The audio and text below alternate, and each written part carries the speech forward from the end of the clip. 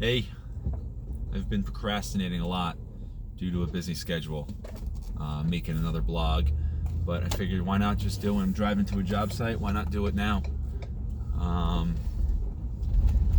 Probably not the safest in the vehicle, don't recommend it, but it is what it is. I'm buckled up, so it's all good.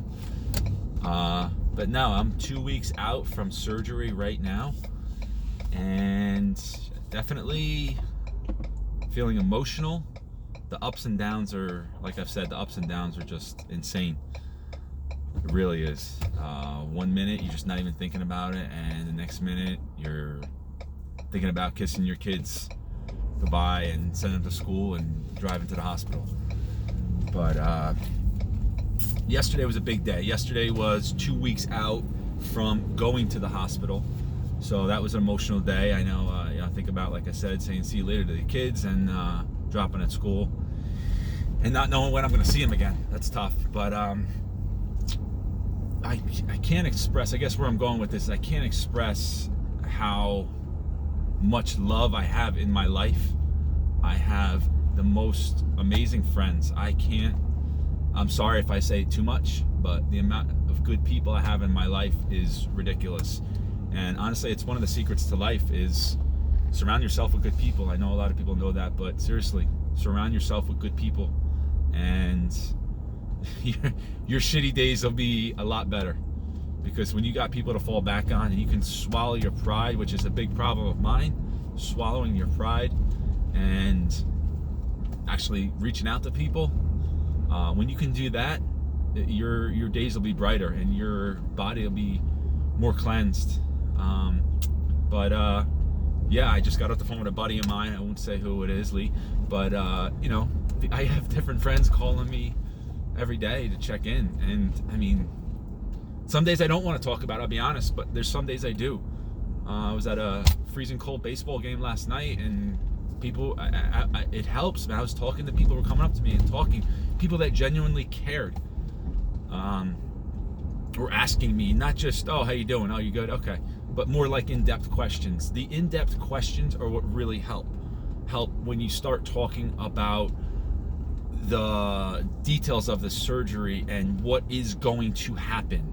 And someone asking you, I had a friend the other day who said, you know what, you're not going to be able to lift your shoulders, your elbows above your shoulder and your arms above your shoulder. You should really get some button-up shirts and some zipper-up shirts. I'm like, friggin', that's like, what kind of friend says that? That's genius. That's someone who was thinking in depth, is my point. Someone who's been thinking about what I'm about to go through, and they know that I couldn't, I wasn't going to be able to lift up my arms or whatever. So it's just like people are thinking about me when I'm not around, and I know it. I feel it. Like I feel people just not too crazy, but I feel people like thinking about it right now, and it helps. It really does. But anyway, yesterday, my wife suggested that we put it out to the football team that we just got done. We finished the season up, and we put it on our Team Snap, which is a group chat. And my wife just wrote. She wrote something great. She's a great writer. She's really just great at everything she does. But she wrote a really nice, semi-detailed couple paragraphs about what I'm about to go through and all that. Maybe we'll be able to post that and show you what she wrote. But man, I mean, I literally almost had to pull over. I was tearing up reading the responses from the parents of these children. And man, it was just, I'd love to be able to post it some way, somehow. Maybe I'm not technically inclined. That's my wife's department. Maybe she can. And it just posts some of the people with these things that people wrote on how I've impacted their child's life, and they're praying for me. And, my selfless acts have greatly impacted and benefited in a positive way on their lives. I mean, it just, like, those are the kind of things I'm going to read. I'll probably go back and go through after my surgery when I'm sitting on my couch, basically immobile, or sitting in my recliner. But it just, like, things like that really help you get through these times and help you deal with when you're a little low and maybe you're not feeling so positive. Or you save these, you bank them, save these things and read them later on. And I know it's going to help me, and it helped me yesterday. And it's just like, every bit, with the whole coaching thing, like every time, or not that it happens to me, but like whenever you're feeling like, oh man, I gotta go to another practice, like, or we gotta, we gotta do this today, we gotta do that, and it's like, at the end of the day, man, you got 22 kids on a team. You realize what a great experience it is, and how much even if you impact one kid or one family, it's all worth it, let alone multiple. But yeah, so I'm sorry, I'm kind of all over the place, but yesterday was an interesting day in that I had so many people reaching out, and then, like I said, just the people calling, and the people, like, I know I have so many people in my corner, and it helps because I've surrounded myself with good people. As you get older, like I said, I'm 41. As you get older, you just gotta know, you gotta learn, to surround yourself with good people. Try to keep the negativity away if possible. I know it's very difficult.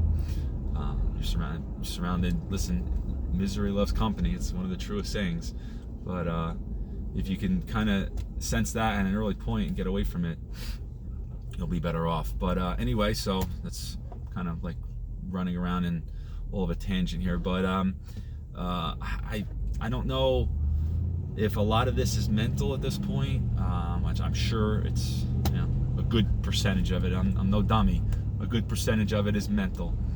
But yeah, I'm thinking about it constantly, and I notice it is affecting me. I might not want to admit it too much, but it's affecting me. I'm starting to see, like, I don't want to say memory loss, but it's definitely like I'm a little bit more forgetful, trying extra hard to write things down and really focus on if someone's saying something to me, trying to pay more attention. It's tough for guys, obviously, but I'm trying to pay more attention, and if I get a thought in my mind, I'm really trying to write it down.